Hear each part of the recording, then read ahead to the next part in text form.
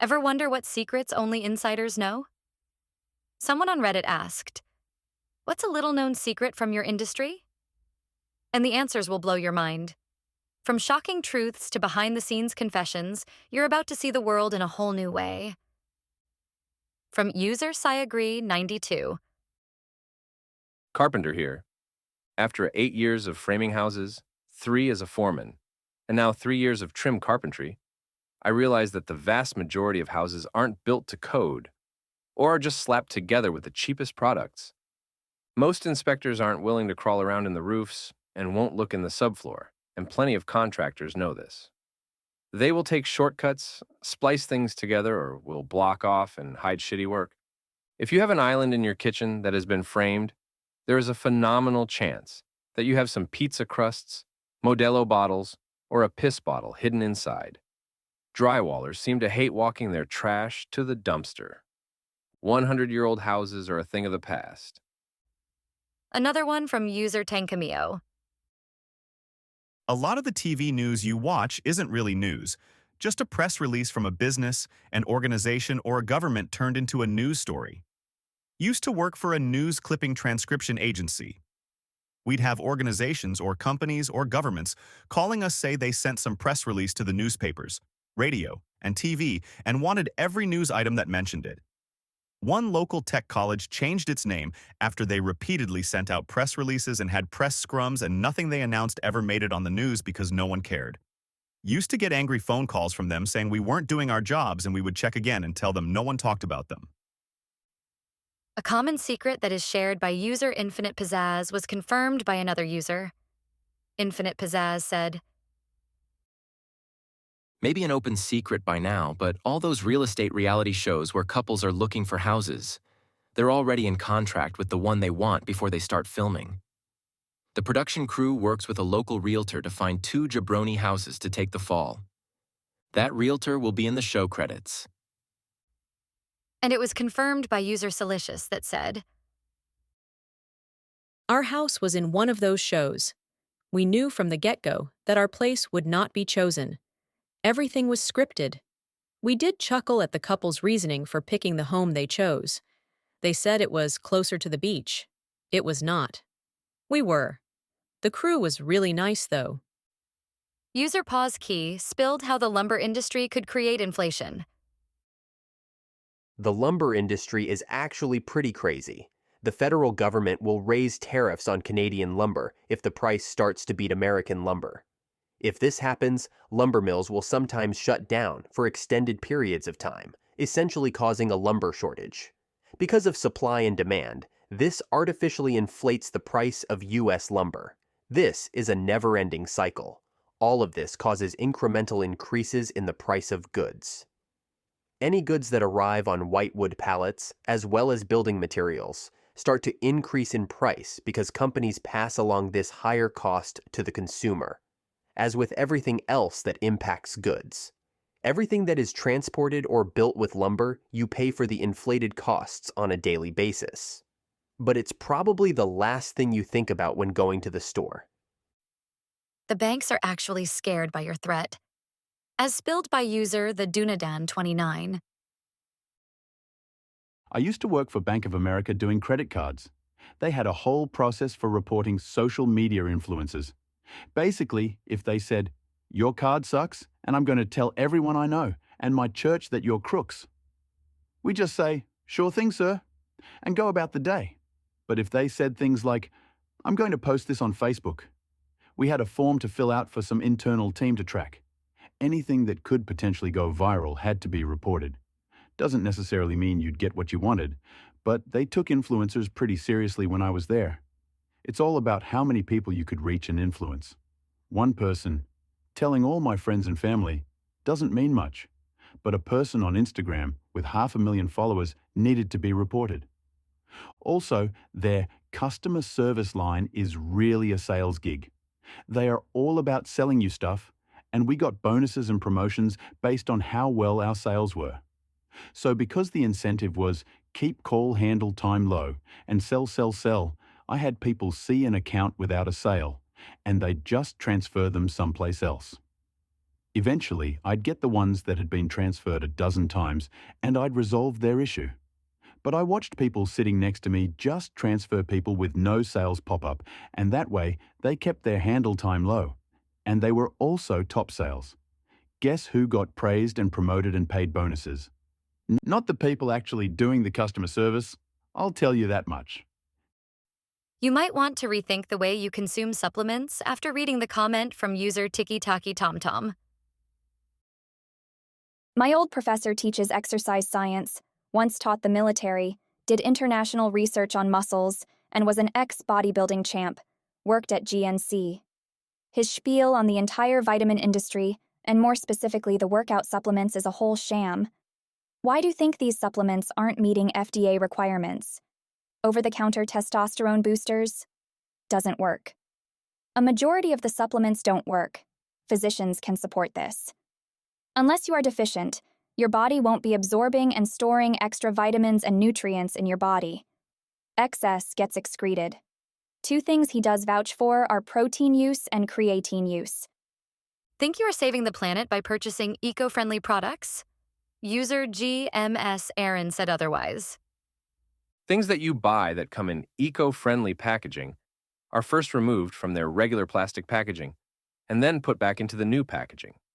It's actually a double waste. The places they get their inventory from overseas are not using eco-friendly packaging. Go to a container shipyard. Everything is shipped to minimize cost. Care about hygiene? You might not want to take another medical pill from now on. As users Stay Over There stated, in a pharmacy, if a pill is expensive or a controlled substance and falls on the floor, it's most likely still going in your bottle. Wasted controls need to be documented for the DEA. My supervisor said, 10-second rule for most pills, 30-second rule for controls. I'm a pharmacist and have worked in the industry for 20 years. Express Scripts was the worst at this. I always wasted dropped pills, but can't say the same for some pharmacists and techs. User The New Level 0 will make you rethink on how you read the phone signal bar. The signal strength bars on your phone don't mean anything real. Each phone manufacturer comes up with their own secret formula. It might change between software versions, and it's just a holdover from the old first-generation analog phones when received signal strength was the only important metric. 4G and 5G networks are way too complex to distill into one bar graph. But customers are used to it, so phones still have it. Do you want to work in a mine? Diamond Mine is the place to go. As user Tyaran said, If there is 2 grams of gold in a ton of earth, it's profitable to make a mine there. They prefer around 4 grams for it to be really worth it. Silver is 6 grams per ton. Copper and nickel is 8 grams. Which is why they have dump trucks that have a load capacity of 250 tons, and they run them around the clock. Diamond mines treat their workers the best.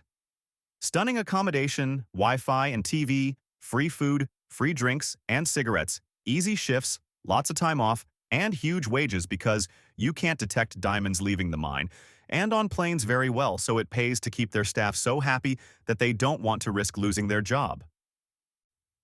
do you think the death numbers of an airplane crash is devastating? Wait until you hear the death numbers from medical errors. User Mom with an Attitude testified. Nurse-patient ratios are too high in most of the country. Lower nurse-patient ratios are associated with shorter length of stay, lower readmission rates, and lower mortality rates. Nurses who have less patients give better care, and their patients are literally less likely to die. But there are only a few states in the U.S. that have legally mandated nurse-patient ratios. I think only California and Oregon. In other states, many nurses have too many patients. They have too many tasks to complete in too little time. And this is why nurses are burning out in droves and leaving the profession because they feel like they are drowning. They are performing complex technical tasks under significant time pressure with a high degree of liability, and it is highly stressful. 17% of nurses quit within their first year. 56% quit within 5 years. Also, medical error kills somewhere between 250,000 to 400,000 people a year in the U.S. No one knows the exact number as medical errors tend to be underreported Because who wants to admit they may have killed a patient and throw away their lucrative career that they slaved away in school for many years to achieve? People are horrified when a single jumbo jet crashes and 500 lives are lost. And it is a big news story with lots of coverage when it happens. But the conservative estimate of 250,000 lives lost each year due to medical error is the equivalent of 500 jumbo jets crashing every single goddamn year. And no one talks about it. Not a peep. It is happening silently in hospitals all over the country, including the one in your town. This issue is highly underreported. User binary Gamer64 single-handedly debunked all the popular misconceptions of casino industry. My uncle worked as an accountant for the construction of a fee MGM casinos and resorts. Here's some of the things he says. 1. Don't use the slot machines. They are under a carefully constructed algorithm to keep you hooked, but ensure the house gets all the profit. 2. There are numerous cameras, but only a few individuals watching them. The people watching the cameras are expert card counters. 3. Casinos don't have vaults. All profit a casino makes is loaded into armored trucks every few hours and is shipped to the bank. 4. When a casino opens, its doors, it has zero cash inside. All profits are brought on by the people. 5. Only about 2% to 5% of customers will make a profit. We have covered several spicy spills from the medical industry, but still there's more. User Bjork too sadly said. Work in pharmacy. We get calls every day from patients asking for ways to make their medications last longer, skip doses, etc., because they can't afford their meds until they stop calling because they skipped one too many doses. And we know this is happening, and there is nothing we can do about it. I've taken one of those calls, told a patient that if they don't take their medications as directed, they will die, only for them to ask what their odds are of living without food, only to go back to the register and continue getting patients their medication. It sucks a lot. Another one from user Mr. Mithy K. This is not a secret, but isn't well known.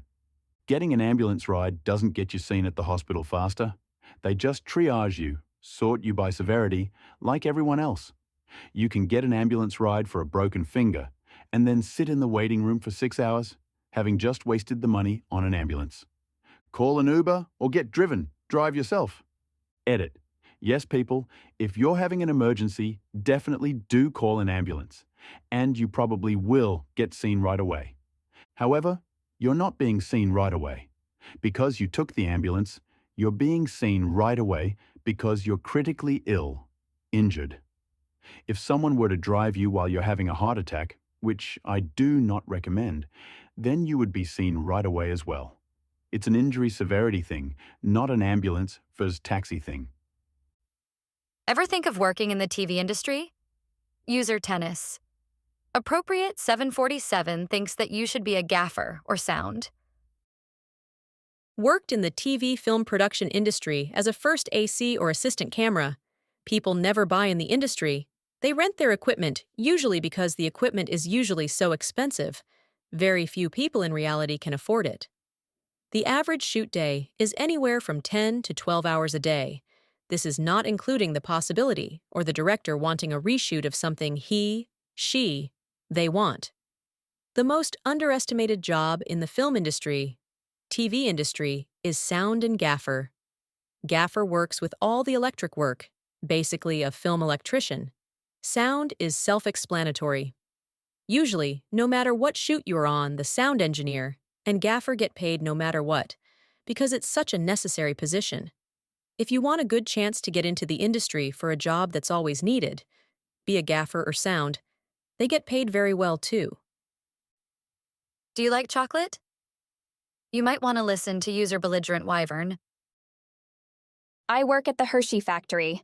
This place is really clean and does better in that regard than Lindt and other manufacturers most of the time during inspections. But we have occasional dings.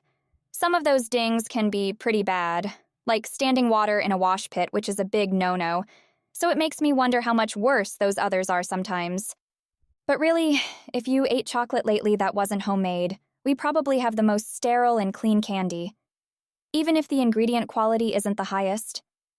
We also don't use spoiled milk of any kind.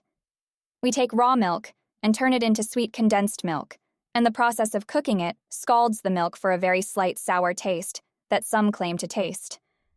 Also, yeah, all our ingredients are quite cheap, but our milk is really high quality and locally sourced when possible. They usually don't have enough capacity, though, so we have to get some from Indiana. And the caramel in Rolos is 100% legit. It's one of the few things we don't skimp on at all.